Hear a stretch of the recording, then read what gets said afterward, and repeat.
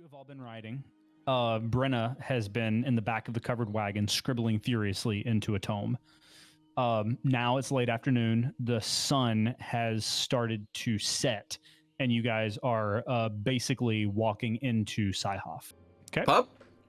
Sort of forward to the bar where the barkeep is and go, hey, 2 plates of food now. So one of the 2 plates that Pierce ordered, he's going to go over and he's going to toss it at the table at Kess, and he's just going to say, eat it, no arguing. And then he leaves her alone and goes back to sit down. Kess is going to pick at whatever, like, vegetables is on the plate, and she's going to give Q the meat. Pierce will walk over, and he will take whatever is not sticking out of Q's mouth. I'm gonna bite him. He's stuck. Okay, so that's an attack roll. Pierce sort of instinctually put his hand on his gun, but he didn't draw it like his left hand. His right hand, having just been bitten, he's gonna look at Q like dead ass and go, you gotta be fucking kidding me. I'm sorry. Well, don't touch it. Brenna snaps her book shut. I know some things now that I did not know before. All right, we do know a bit more than we did previously, albeit not much, but these things are magical in origin. They are not some sort of atmospheric. It's not a storm, which is what we thought. She comes back inside, and the rest of you see her waddling in with these 3, not necessarily large, but very heavy-looking, like thick stone tablets. They're called location stones. And you guys, as you look at these things for the first time, she spreads them out on the table. Like I said, they're these thick stones, and they have these this writing, these runic carvings. One of them reads "The Hidden," the other one reads "Evil Will Be," and the third reads "Always Found." So basically, these are location stones, and if I wonder if maybe we are able to get all of these inside one of those little cloudy, swirly bobs. If we can get all of these inside those, then maybe it can triangulate some sort of something, and we can figure out, maybe it will tell us where this magic is coming from. It's coming from a void. Or the void. And then she walks out the door. I've never heard her say something like that before. That's a little... All right, Pierce is going to follow her. You know, I was going to yell at you for dying once. And I thought about yelling at you for dying twice. But I'm not going to do that. But I'm not sure I want to be here anymore. And I'm not sure you should be here anymore either. Did you think they would be okay without you? I didn't think anybody cared that much. They're not going to be okay without you. Then why should I leave? Because it's too dangerous. Why should you leave? We keep kicking over rock after rock, and eventually something's going to bite us. Something's going to bite one of us. I mean, technically, we've already been bitten. I mean, I tripped, Pierce, and I died. I literally fell and died. And for some reason, all of this stuff with this life well water and all of this, it keeps following me. And I think I'm safer with everybody. I hope so. Because we have the dwarf taking swings at me in battle. I don't think... We have the little kid biting me at the fucking table. And we have you trying to check out every 10 minutes. So what the fuck am I supposed to do? Yell at us when we mess up? Pierce gives the smallest smile. All right. Pierce like turns his head. He doesn't want her to see him getting emotional. He goes, just don't do that again. I want to pick up the piece, actually the piece of meat that was on the floor, and like I do feel really bad for biting Pierce, so I'm gonna take him a piece of chicken. Pierce does not take it. He looks at him. Don't ever fucking bite me again.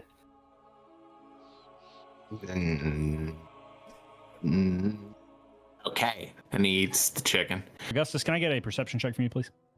Mm-hmm. There's someone here. Perception is I'm 8. stressed. The drow comes back out and slides you some tea, and it is delicious. And that's the end of that moment. Go back inside and I go to Q. What? Just like real quick shopping, just like real quick. I just don't want to go alone. Oh yeah. Oh okay. I don't do well in confined spaces. Let's go.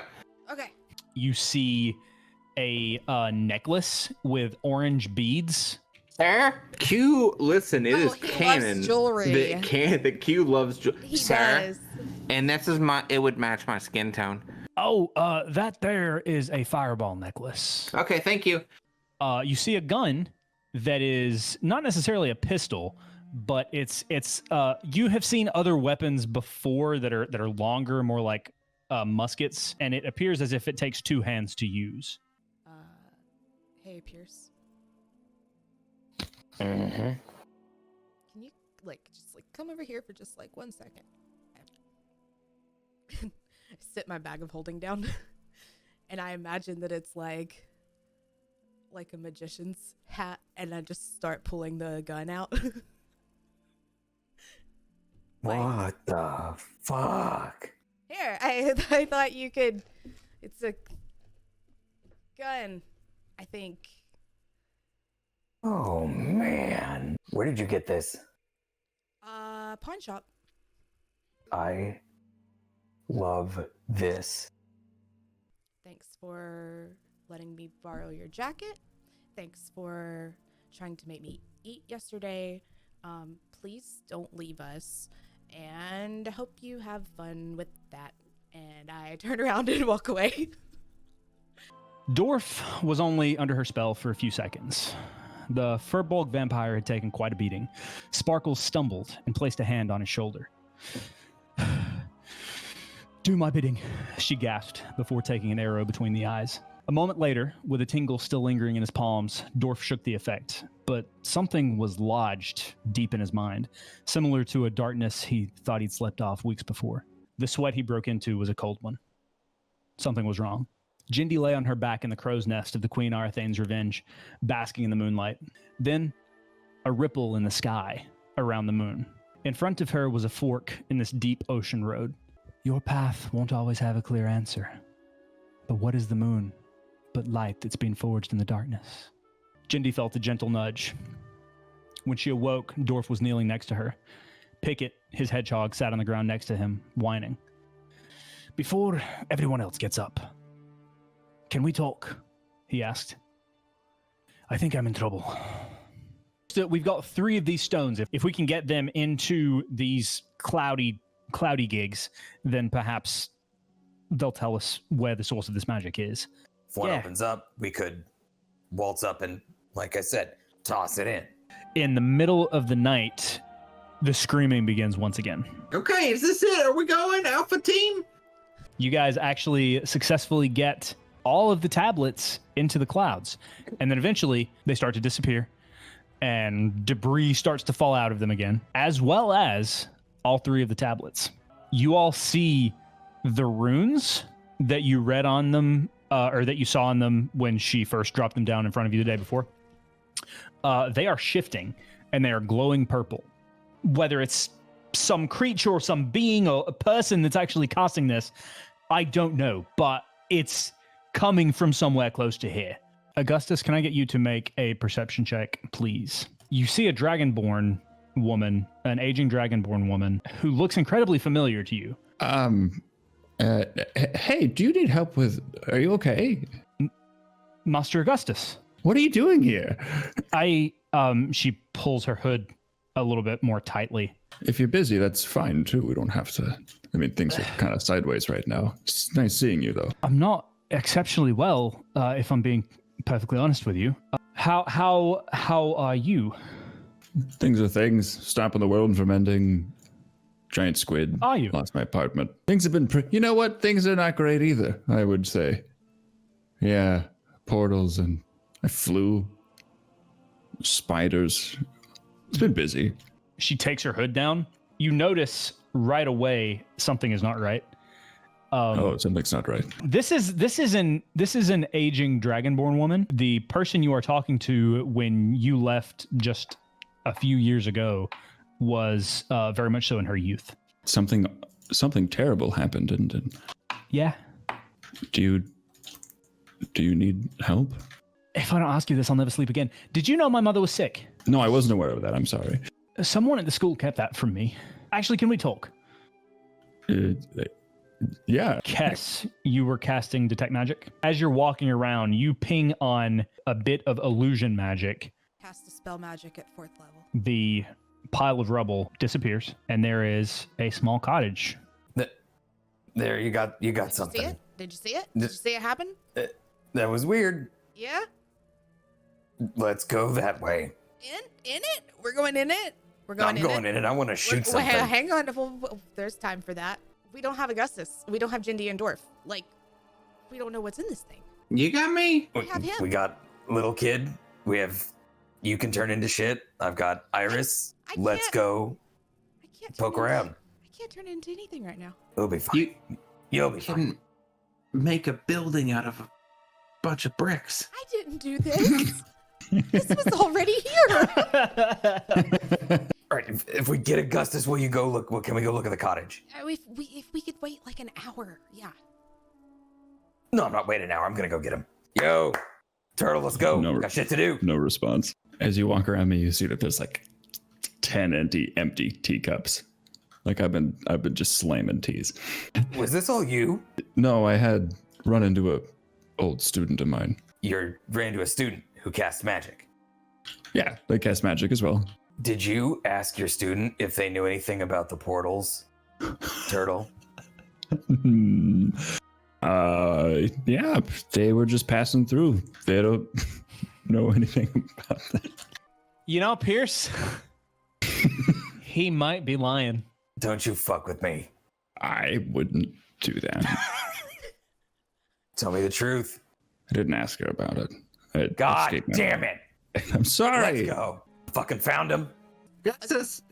Cass makes a beautiful house. Like This is it. I didn't Yeah. make it. it's like miles ahead of yours. Pierce takes his gun and he fires it straight up in the air. Oh, Listen to me. This fucking turtle was just talking with a mage Old student of mine. knows who was not doing well and whose Wizard, access to technically. crazy magics. Like, lightly touch his shoulders, move him away from everyone, and I'm gonna be like, let's go shoot something, okay? Let's go. We're gonna go shoot something. Hold on. That girl fucking did this. No. And I know she did it. No. Cass did I it. feel it in here. You didn't even know that she did not do any of this. Okay, Pierce kicks open the door because he's always wanted to do that. You guys step inside the house. It appears to just be a quaint cottage. There is a sort of a weird line in the hardwood, and you see that protruding from a rug that looks as if it has been moved recently. You have just descended into the basement. It's the four of you with Mix, Nicole, and Brenna. But you notice it is actually a bright purple painted door with pink polka dots.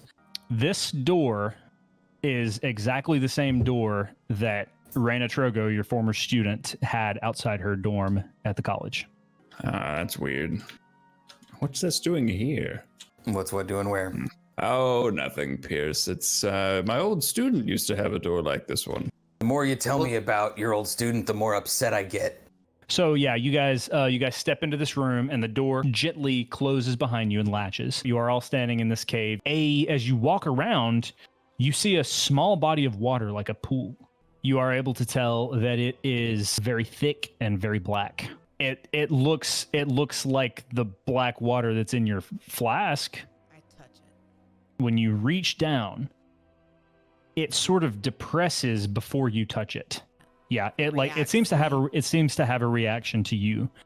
A small tongue of water sort of spins up and licks and spins around your finger. And you guys sit there for a moment, sort of examining this cavern and examining this sort of small lake. And then you see a ripple in the water off in the center. And it grows and it ripples out toward you. And then all of a sudden, erupting from in the middle of this lake is an enormous figure with wings and scales. And I need everyone to roll initiative. We don't like wings and scales. We don't like wings and scales. All right. How do you want to do it? I'm gonna try and go for the damaged wing that was thinner. And the dragon like begins to like retch and like flap and fall and eventually collapses into the water. And as it does, I need all of you besides Kess to make a dexterity saving throw. Q's out. You okay? Jesus. You good? Yeah. I take out another healing potion and I give it to him. Yeah, Pierce does the same thing. Drink it. This one's caffeine free, buddy. He like is reaching for Cass's, but then like looks at Cass and grabs Pierce's.